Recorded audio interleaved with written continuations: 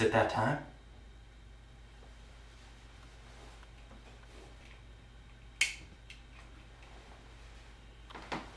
It's showtime.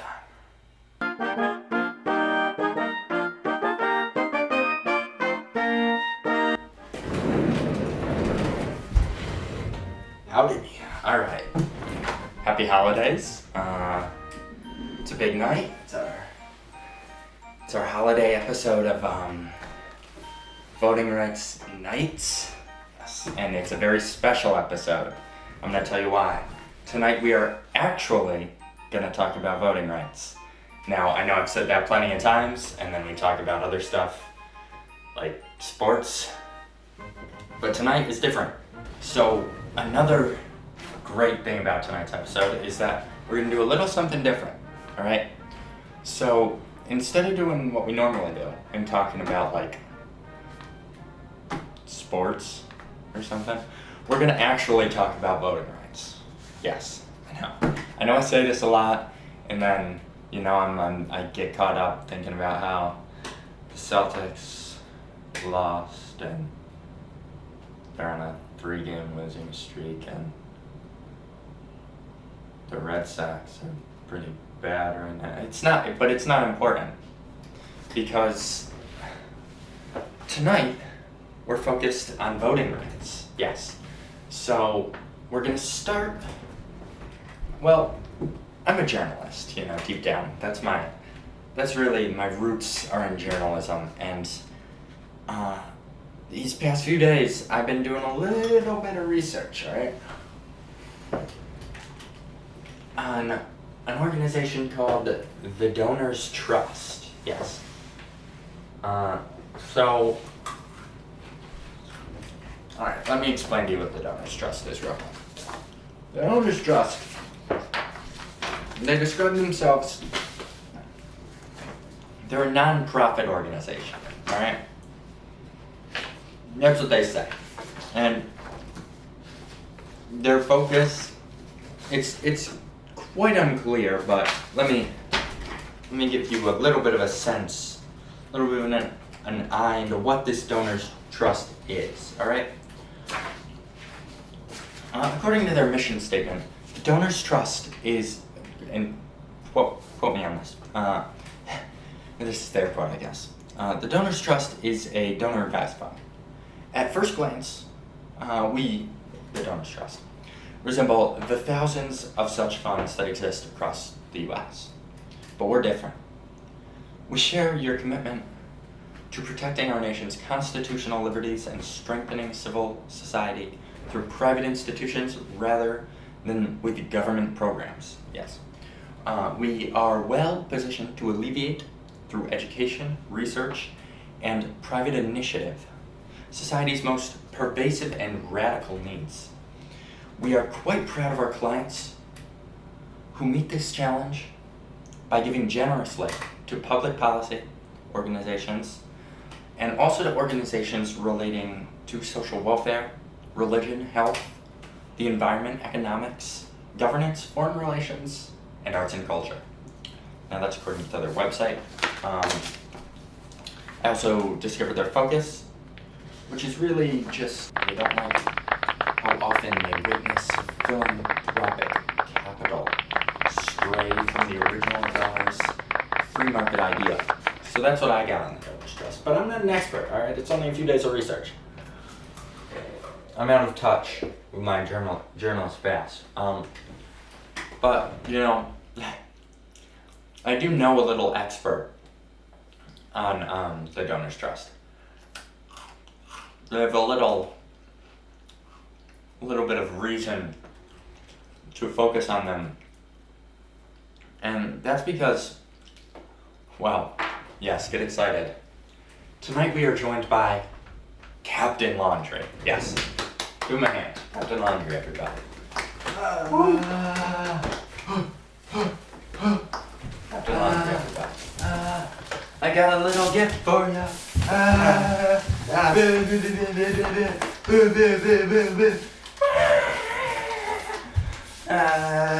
Get clean, you stupid dirty laundry. I was dirty, but now I'm clean. You got me. You got me, Captain Laundry. Oh man, classic. Alright, let's get started. It's great to be here. Oh, sick. A rolly chair? Oh. Alright. Hey Lonnie, dude, do you care if I do my laundry down here? You got a bunch of dirty socks. Oh, sweet man. Alright. Well, let's get going here. You said you had a question or two for me? Yeah, I wrote a few things down to prepare. Preparation is so sick, man. Gotta prepare to achieve your goals. Alright. Oh, shoot. Dude. Forgot my water. How am I supposed to clean these? Sick, man. You have water? Oh, thanks, dude. Got me some water. I'm gonna wash these socks. Alright. Alright, Captain Laundry. I have a few questions for you about this Donors Trust. First, what makes you so suspicious of the Donors Trust? So the Donors Trust, they're sketchy. They got some dirty laundry going on there, if you catch my drift. Alright. Those are good points. A lot of people are really suspicious of the Donors Trust. CNBC even had an article about it. CNBC's like a pretty important source in the country. Like, they might be biased, I don't know. Seems to me though, they're pretty much a staple in the news game. So they're not likely to, go out there spreading like super false accusations. So I think it's pretty trustworthy to say that this CNBC stuff, that looks pretty bad for the Donors Trust, is probably pretty true too, pretty accurate and reliable. Your thoughts on the Donors Trust? Do you support what they're doing, or even who is involved with them? I don't really support the Donors Trust, you know what I'm saying? So, recently, here's what I'm gonna tell you. You wanna know about the people, right? Yeah. So like Charlie Kirk, who's a politician and is very much talking about how like the 2020 election was rigged and how President Trump didn't actually lose, and how it was stolen stuff, all that stuff. Oh, gotta clean this sock. Hold on real quick. It's all clean. Now I'm gonna throw it in that bucket over there. Sorry man, I know I'm pretty busy right now. Really had to clear up some time to come on this show, but I love it though. Don't worry, don't get me wrong. So Charlie Kirk, he's like a big deal. And he's the president of this non-profit called Turning Point USA, right? Turning Point USA is basically, they were given $850K from the Donors Trust, right? And Charlie Kirk's like proven that he's like in favor of voter suppression. Like he wanted it to be really hard to vote in the Trump-Biden race. And like now, dude, oh man, it's crazy. Like he's still saying it was rigged because like people have the right to early vote. But like early voting's open to everybody, you know what I'm saying? So like that wouldn't mean it's rigged. That would just mean like a bunch of people are voting, which is better for the country because it makes it whoever wins is more representative of what the people think, which is awesome. Anyways, wow. Man, just say, you speak so eloquently. Captain, I'm gonna keep washing socks now. But if you want me to leave, I can do that too. I'll let you go. I'm sure you have things to do, people to save. Clothes to clean. Yeah? Alright. I'll just take my stuff and go then. This was fun. I hope we can do this again. I hope we can do this again. I've really enjoyed this time.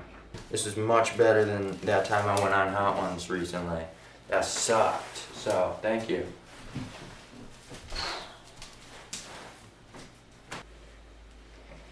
Isn't that guy just a saint?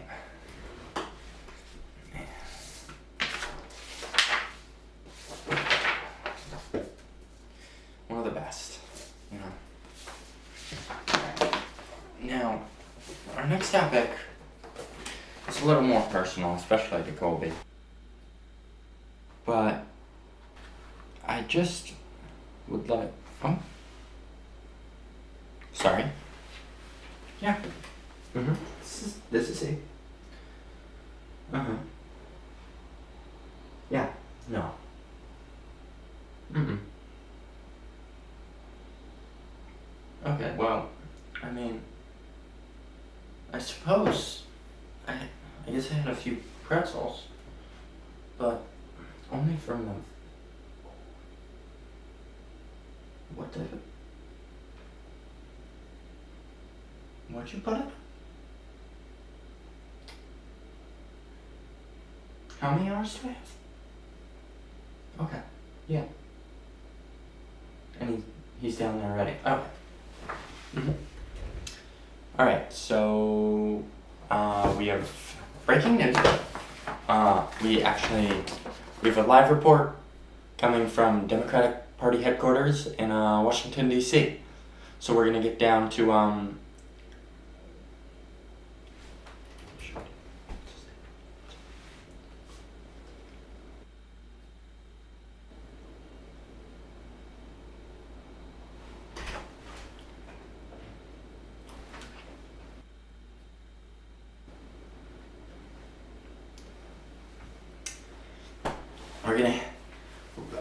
we're gonna head to that guy now. Yeah. Okay. What's the deal down there? So I'm out here, I'm in DC right now. It's nice out here. Nice, it's a little chilly. How's it going, dude? I'm sorry? Okay, I can't hear you. Hey, bud. Okay, so it appears as though we're having some technical difficulties reaching him. It's loud out here, I can't hear you. Alright, yeah. I can totally hear him. I just don't wanna talk to him. But, oh, no, okay. Yeah, so he thinks that because he is pretending not to hear us, that we cannot hear him. Yeah, we can hear you. I can't hear you. Yeah. Okay, I'm just gonna do my story, and then I'm gonna do it and then send it back to you. So we know you can hear us? Okay, so maybe stop and... So I'm gonna do the story. Yeah, I'm gonna run through it. And let me ask, It's about the Democrats and voting and stuff. Okay, so he's just gonna go. And Hey, he had a hat up there, right? Oh really? Yeah, you're cold. Yeah. We're working with the best on this network. Can you just send it down? Yeah. Okay. Yeah, I'll send it down. You gonna stop pretending like you can't hear me? Okay. Alright. Uh-huh. Yeah, here you go.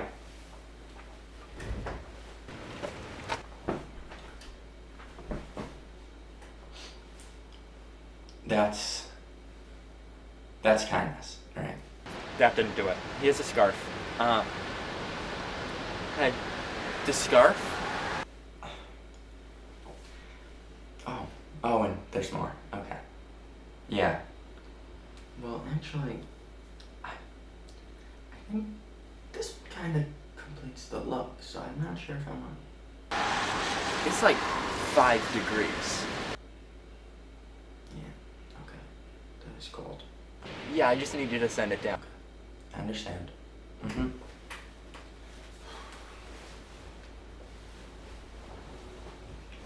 Come down.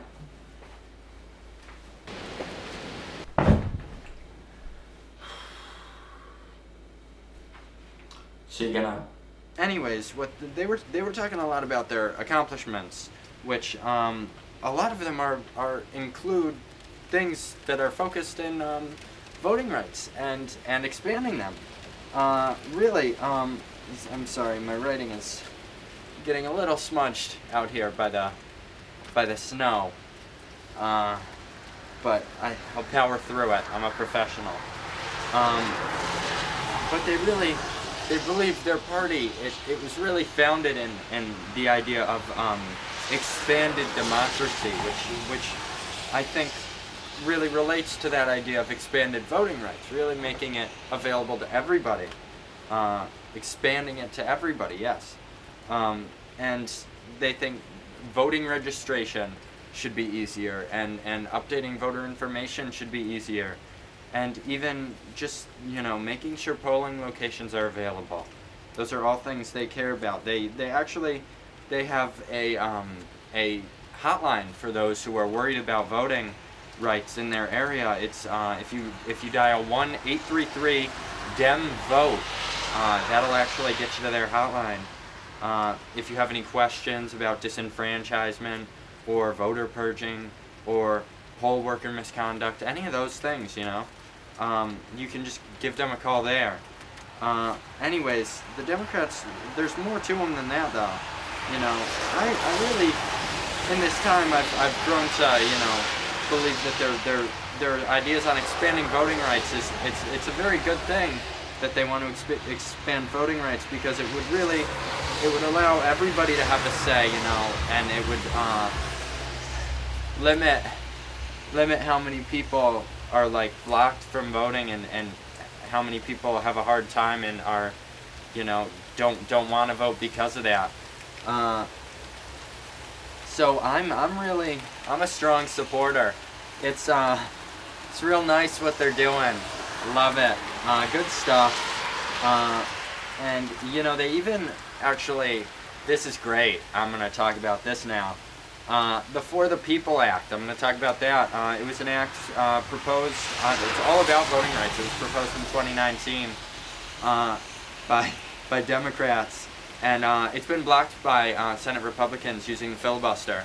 But, if it ever gains traction, it would really do a lot for expanding voting rights and making it harder to suppress voters across the nation. Yeah, so real good stuff. Oh man, having fun out here. I think I'm gonna try to find a tent or see if they'll let me in, because I'm not having a good time out here. All right, back to you. Oh man. He's done. I know he's having he's roughing it out there, but maybe step it up. You're a professional. I don't know. That's just my opinion. Anyways, back to what we were gonna talk about before. It's about Georgia. Cool, you're from Georgia, aren't you?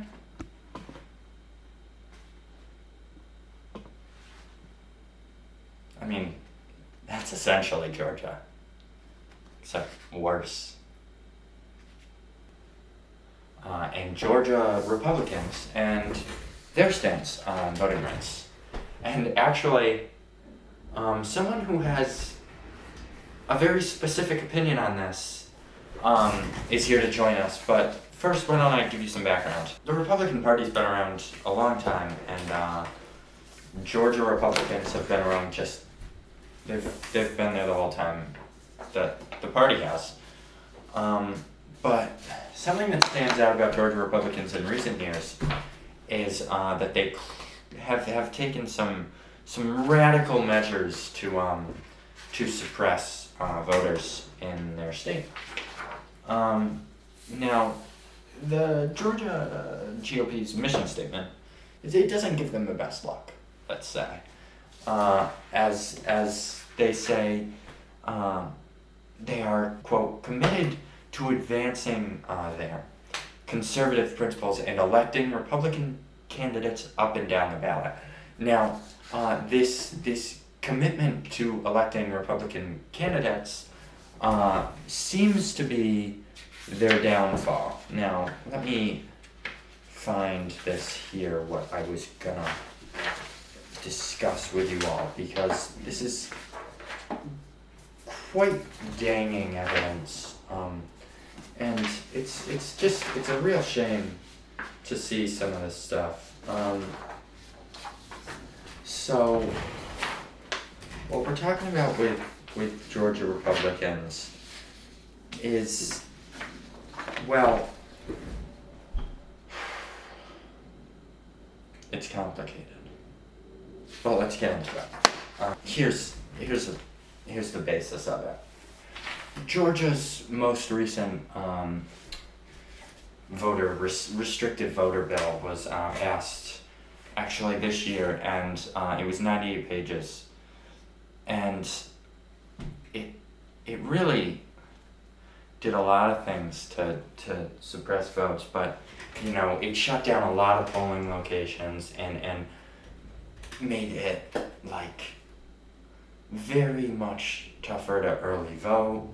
It limited ballot access for voters in urban areas and also suburban areas, which were more Democratic populated, as to make it tougher for Democrats specifically, it seems, to vote, or at least that's the look that you can sort of take from that, right? You can kind of assume that. It's easy to assume that. Drop boxes have been all but eliminated, which makes it much tougher to vote for people who are on the move, especially on voting days. And mobile voting centers, such as like a van where you can sort of go and cast your vote, they've been completely banned, which again limits the number of polling locations possible. Like, if you can have a van or a bus driving around allowing people to vote, it makes it much easier to vote, especially if that bus or vehicle is passing through areas where maybe there aren't as many polling locations already. But there's one itty bitty detail that a lot of people have focused on from this bill. And our next guest is, well, he's especially put off by. You're gonna know once I say this who's on their way, but Georgia recently made it illegal to offer water to voters in line at the polls. Yeah, that's right. I feel like I don't even need to ask, but I'm gonna. Why don't we give a round of applause to our next guest, Waterman.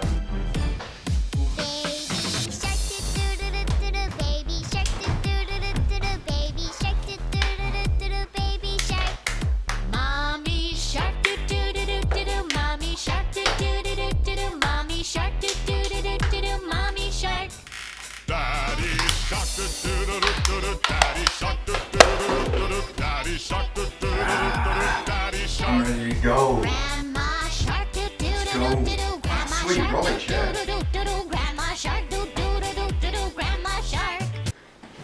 Alright, I was gonna freestyle this talk about the Georgia Republicans, but I am so mad that I came prepared.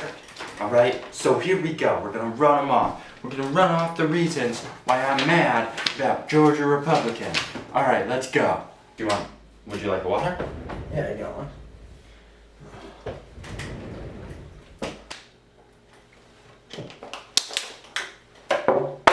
That one's gone. Alright.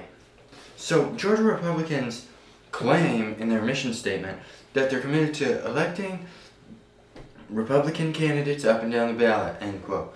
So, yeah, pretty clear, because freaking you're not letting them hand out water anymore at the, just because you know that the lines are going to be longer in areas where Democrats vote? Come on, Georgia. Come on, Georgia Republicans. Come on, be better. Alright, next. Okay, so, also, they say their focus. Oh, let's look at the focus. Okay, quote, the Georgia Republican Party works tirelessly with our donors, activists, and candidates to elect Republicans. End quote. No big surprise there, huh? Alright, of course they want to elect Republicans. That's all they care about. That's why, guess what? No more water for me. Gotcha. Alright. So, alright, I'm getting real heated now. That one's done. I need another one. Alright, so that 98-page law you were referring to earlier? Yeah, that's a problem. Alright? I'm talking about the whole thing. Alright? Now, you're saying, like, this is purely partisan at this point. Like, Republicans got plenty of voters in Georgia. It's not that, like, the Republicans should be fine in Georgia. I don't know. I just think, alright, give me water. That's like, I'm thirsty. That's all I'm saying. And like, Major League Baseball moved their All-Star game from Atlanta, probably because they didn't want players to go to the dugout in between innings, be like, hey, I'm parched. Hey, I'm parched. How about get a water for me real quick? I'll get you one more.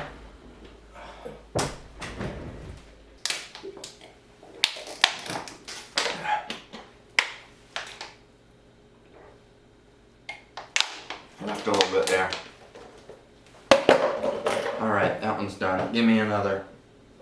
Now, I'm just saying, like, yeah, you don't want to go to the dugout and be like, hey, parched, and not be allowed water, right? Georgia Republicans, alright? That's what you're doing.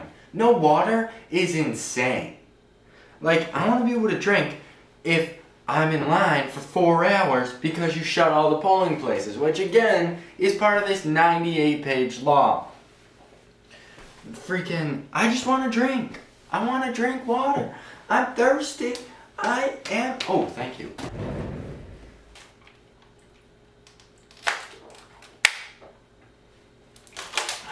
There's some in the bottom, sneaky water. Get out of here.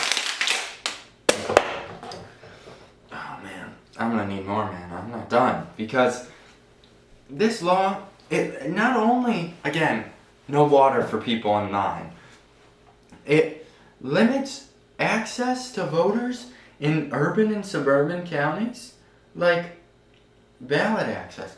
Like, so they have less ballot access just because they live in these urban areas and suburban counties. Like, why not have more polling places in places where there's more people? Wouldn't that make sense? I don't know. That's just what I'm thinking. Also, like, maybe let people get water because, again, if there's less polling places, there's going to be some pretty long lines and people are going to get thirsty. Mobile voting centers banned. I mean, again, if I'm on the move, I might not be thinking about water, you know? If there's an ice cream truck that pulls up, you know, I ain't thinking about water. If there's a voting version of the ice cream truck, I'm probably not going to think about water. But right now, maybe water. I think there might be a disconnect here because you're not giving me the water that I need. Okay. Yeah. So that's what I got there. And I mean, the Georgia Republican official website's pretty biased. Like, I'm doing some research there, but like all they're saying is how great they are and how committed they are to people. But really all they're saying is how committed they are to electing Republicans and keeping them in office, which really sort of accentuates my point that they're just doing all this stuff to stay in office. And like, I'm thirsty. In conclusion, like, Georgia Republicans are infringing on like my human right to have water when I want to have water and drink when I want to drink, which is like not okay. Oh shoot, thanks bud, you got me. Give me the water. Just toss it away.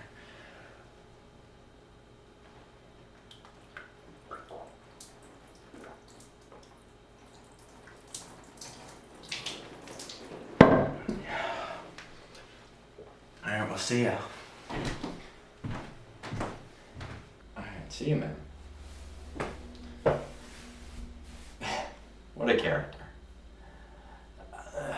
I don't see what you guys see in that guy. I just think that is disgusting how much water he drinks, but I don't know, call me crazy. The American Civil Liberties Union. That's where we're going next. Alright. Well, you know, I'll tell you what. I didn't know much about the American Civil Liberties Union before I started preparing for this week's show, but I learned. Yes, I got out there and I learned. I'm gonna tell you a quick tale.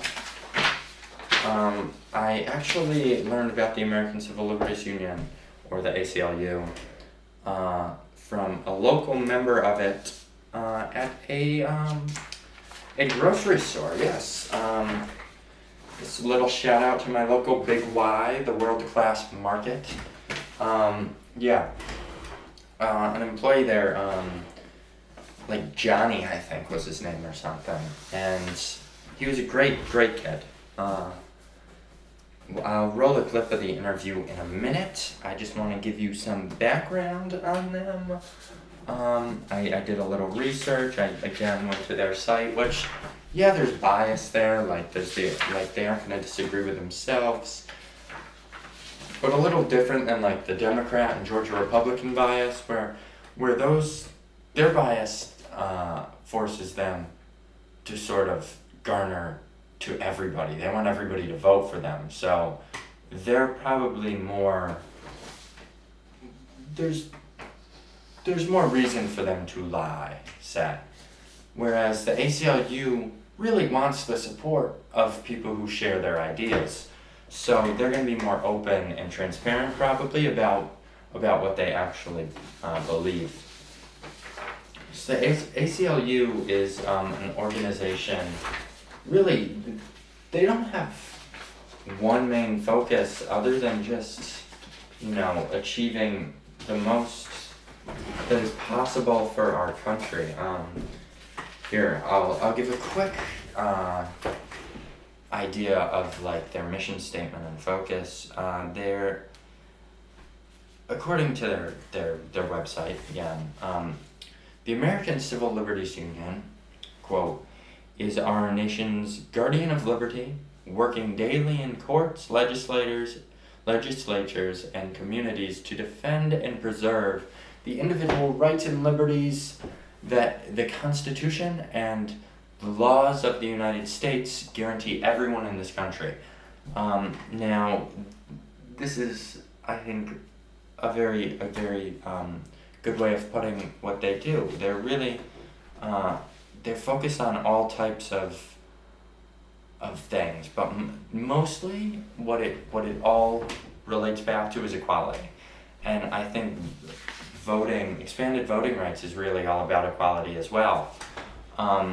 So yeah, let's see a little bit of my interview with this local member, and then we'll be back. Hi, how's it going? Do you have bags, or do you want paper bag? Oh, right here. Look at me, I'm a bit of a dunce. It's alright. Oh, yeah, actually, yeah, I am. Beep. Yeah, sure, I'll answer a few beep questions. Shoot. Oh, you know what? You want me to get that stick for you? Yeah, just throw it over here. Thank you. I'll just scan over this guy. Beep. You want it right in the cart? Yeah. You can throw it around. Bring the cart around. For now, just leave it up here. So the American Civil Liberties Union, you want me to tell you a bit about us? Beep. We were established in 1920, and actually in our first year, we were already in court cases, we were really in the thick of it, fighting for individual rights, voting rights even that early on. Especially we were also fighting a lot for immigration rights and immigrant rights around that time, toward the beginning. You know, now we're all about fairness, you know. Beep. Beep, beep, beep, beep. And so, really, we have a lot of focuses at the ACLU, but our main focus in voting is we want to expand online voter registration. Beep. And do you want some plastic for these coconuts? They seem... No, you're good? Alright. But yeah, you know, we want to increase voting rights for a lot of people, including those with criminal records even. You know, we want... Just because you made a mistake doesn't mean we want you to be screwed for the rest of your life, you know? We want everybody to have a beep say in, you know, how their country is governed. Iowa, Florida, and Kentucky specifically have very strict disenfranchisement laws, beep, that we are fighting to change right now. So, of course, as a member, I support the ACLU. I mean, I'm a little biased, right? What's in the box? 2 slices of pizza? Okay. Beep. So, basically, yeah, I got biased, but beep. I think, really, the ACLU is doing a lot of good things, and that's what it's all about. Fighting for equality is really important to me. Beep. Ooh, these are nice, you know, I really like these. Not many people buy them, but they're really nice. So, yeah, as a member of the ACLU, obviously, I support all of these, you know, focuses, especially the ones on, like, increasing voter rights, because I think it's just important that everybody has a say, and that'll make everybody in the country happier as a whole, you know, having more rights. But, you know, something like gerrymandering is something the ACLU fights against, and that, while not, like, directly being something that affects voting rights, it really does, it changes the way that people vote and changes how much say everybody has. So in a way, it does restrict voting rights, and you know, that's something the ACLU is fighting to end. Beep. Wait. What's in here? Is this the, oh, it's the fish and chips? Alright. Nice choice. I think it's good. I've never tried it though. Well, anyways, yeah, so overall, you know, since 1920, we at the ACLU have been really fighting to preserve the rights of everybody, you know, because we want everybody in this country to be treated equally. And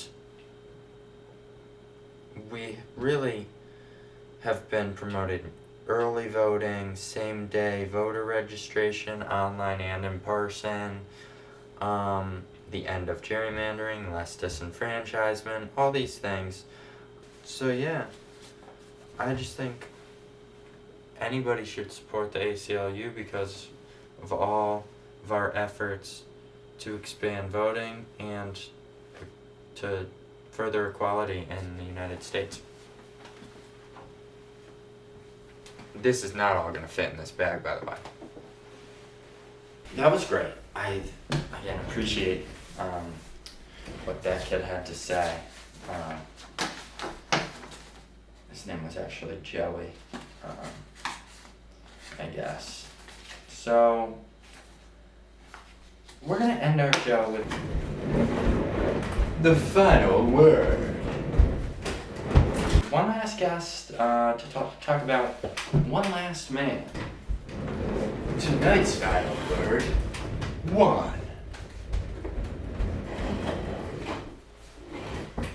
We're gonna sort of focus ourselves in for this last part of the show on one man who has greatly influenced voting rights recently in our country, and that is the governor of Texas, Greg Abbott.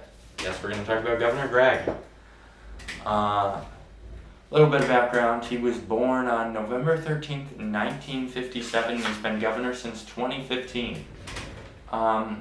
His focus, according to his official office's website, is to create a, quote, healthier, safer, freer, and more prosperous Texas. Now, this could mean any number of things, but to Greg Abbott, it apparently does not mean doing what the people want, as we will see later on.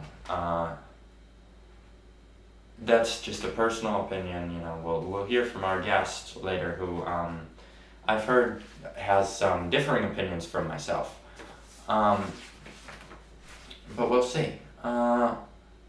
So the focus, Governor Abbott has really spent a lot of time trying to convince people that the laws he's passing make it easier than ever for citizens to vote and, quote, cast a ballot. That's how he put it. But in reality, it's actually made it tougher. He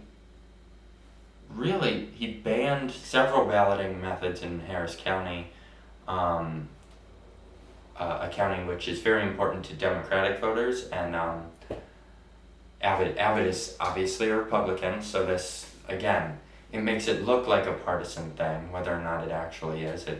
It certainly appears that way based on the decision to focus it on Harris County. Basically what these banned balloting methods did do was make voting easier during the coronavirus pandemic, when it's much harder to get out, and a lot of people feel less safe because the world really is a more dangerous place, right? Especially in a place like Texas, where Governor Abbott has done everything in his power to avoid mask mandates. So naturally, people feel a little less safe. Anyways, our guest is going to talk a little bit about how he relates to a lot of these laws passed by Abbott, which have not been taken well by his fellow politicians in Texas, and some have even gone as far as to claim he is a monarch, acting as though he is a monarch or king. So without further ado, I believe it's time we welcome the king of 2021. Bring him in.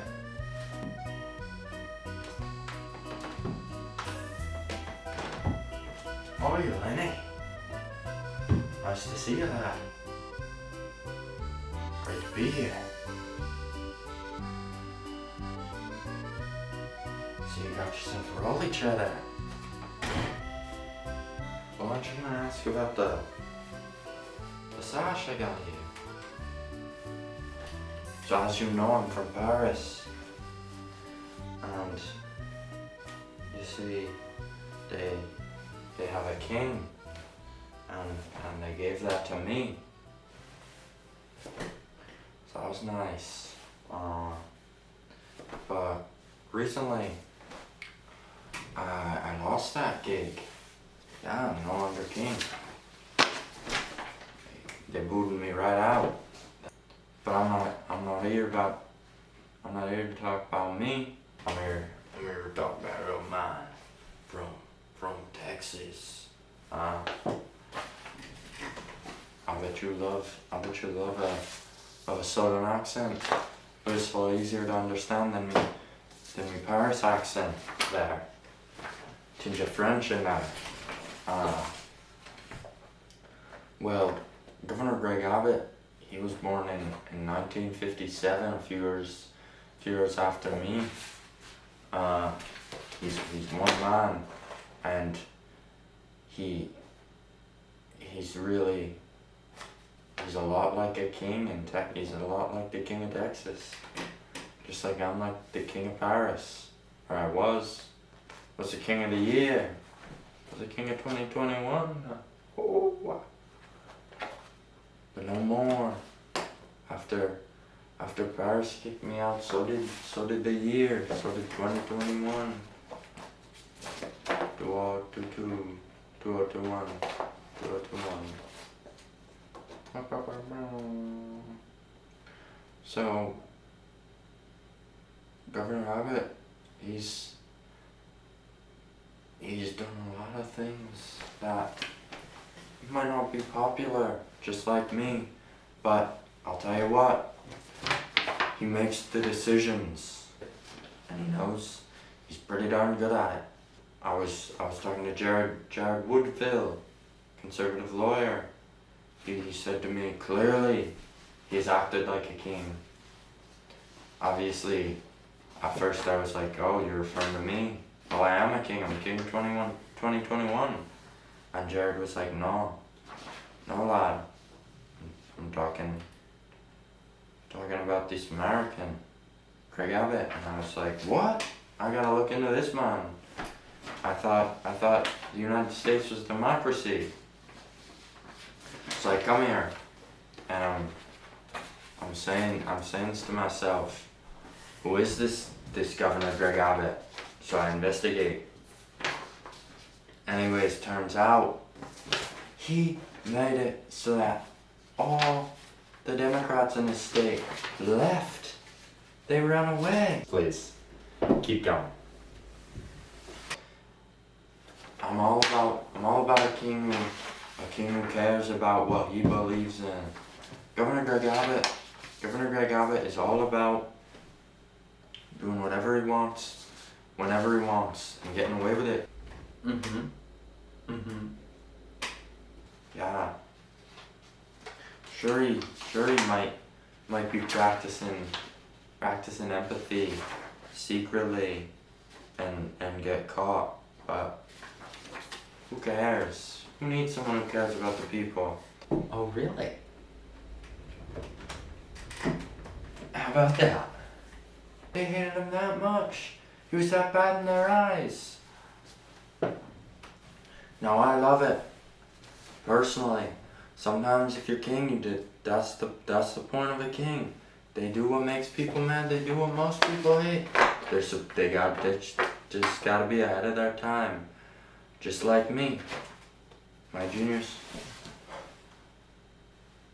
2021 didn't appreciate my genius. My intelligence was just not appreciated by the people of 2021. But Greg Abbott, he's similar. CNN, another article on Abbott's restricted voting bills. It really refers to how he's making it tougher to vote. Making it tougher to vote there in Texas, which is good. You don't wanna lose your king to a vote. That's what I learned when I lost my kingship to a vote. They voted me out. I was king of 2021. They voted me out with a month left. Let's rattle them off.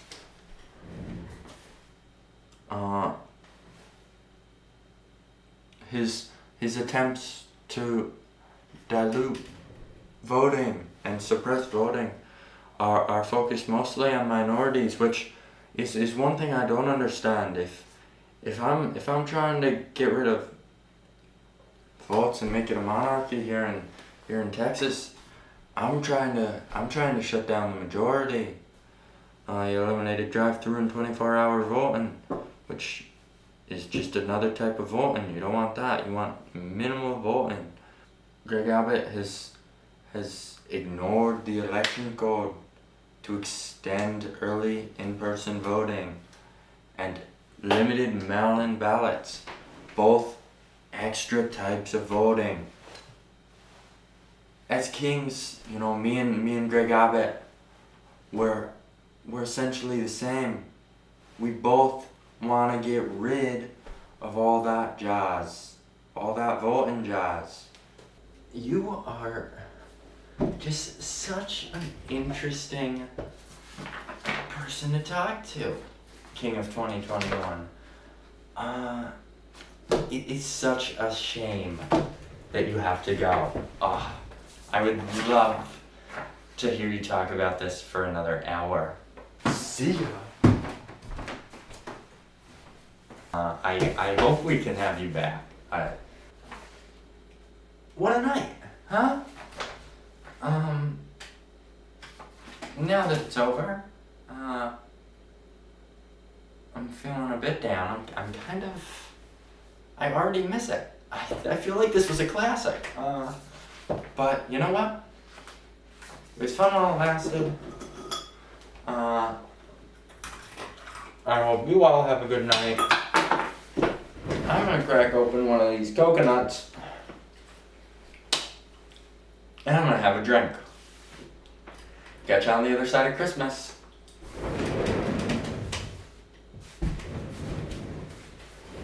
Peace out.